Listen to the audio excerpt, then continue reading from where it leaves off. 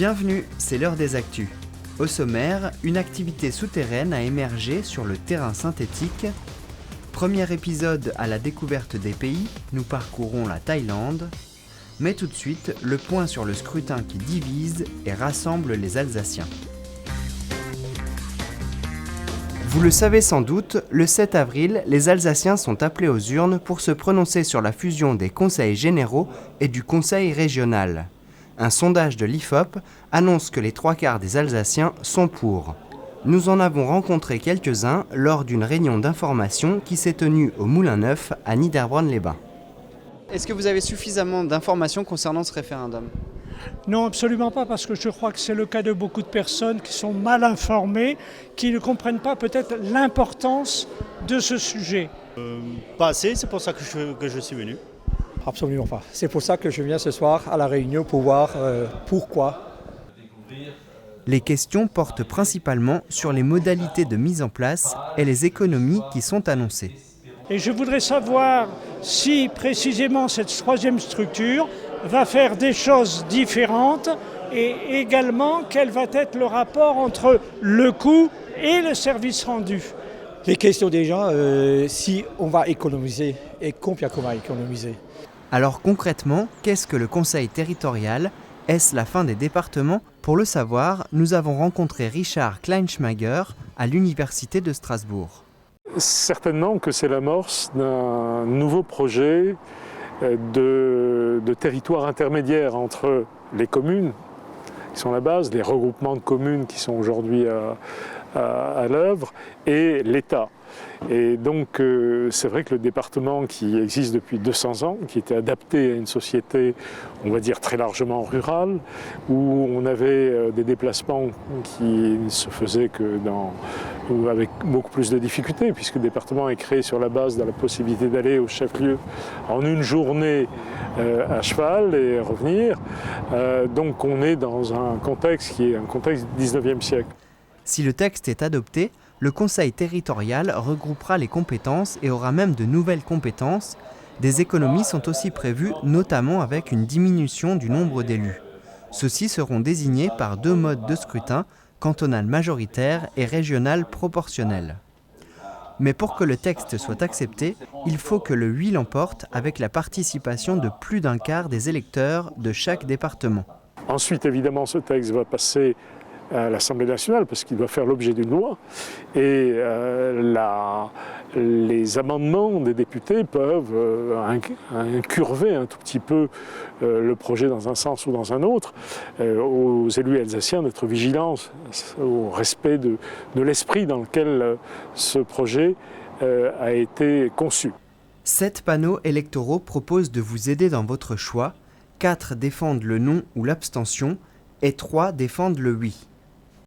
Ce qui est intéressant dans la démarche qui est actuellement à l'œuvre avec le référendum du 7 avril, c'est que c'est une initiative qui part de la région. Ce n'est pas une décentralisation qui vient du centre, du sommet et descend vers les régions, c'est une initiative qui est pleinement régionale. En ce sens, c'est quelque chose de très original, ce qui n'était pas le cas en Corse par exemple, ou dans les pays d'outre-mer où on a pratiqué ce type de référendum.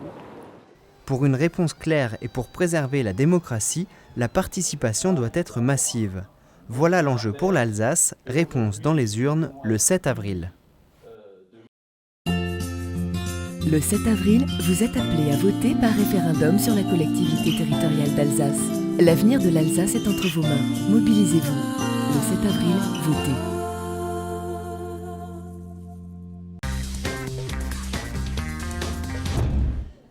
La surprise est de taille, d'autant que cela semblait improbable.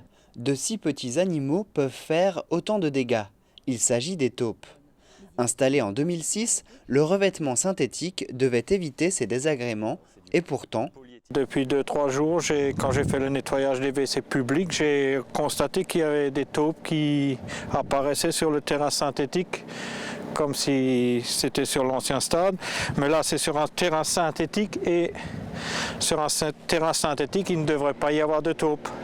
Malgré ça, ils ont quand même fait apparition sur cette zone et on verra avec le conseil municipal et le maire ce qu'on va en faire.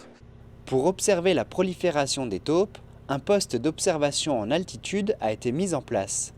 Il permettra de définir la densité de la population qui ont élu domicile au terrain de foot.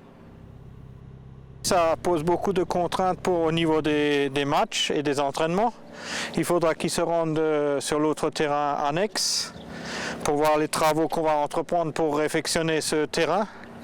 Parce que le temps de les reprendre, et comme les taupes ils font des galeries, et les galeries vont dans un truc sur une surface assez étendue. Alors il faudra ouvrir et refermer et réparer. Lorsque les taupes seront parties, se posera la question de la réfection totale ou partielle du terrain selon le coût. Les travaux devront avoir lieu avant la reprise du championnat en septembre 2013, mais le plus difficile sera de capturer les taupes qui sont très rapides malgré leur mauvaise vue. Et il faudra les attraper et on va les relâcher derrière la piscine, côté forêt ou côté... Là-bas, il y en a une. Voilà. Oh merde, il y en a une qui se promène par là.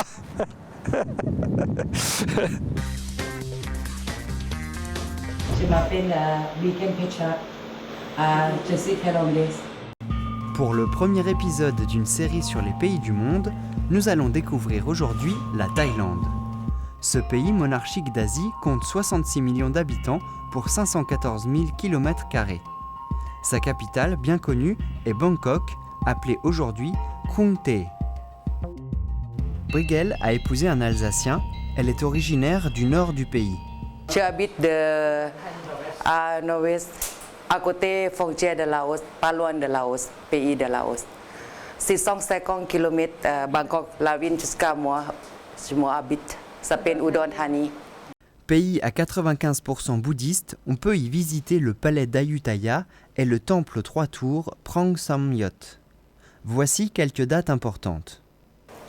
5 décembre, c'est l'anniversaire de le roi. Et 12 août. 2 août, c'est la reine. Oui. Mais aussi la fête de l'eau, mi-avril, qui est le nouvel an thaïlandais. Van Songkran. En Thaïlande, ça s'appelle Van Songkran. Ça veut dire on prend de l'eau, on l'arrose sur les uns les autres. En 2011, la première femme Premier ministre du pays est élue. Bigel espère retourner bientôt en Thaïlande pour voir ses parents et ses frères.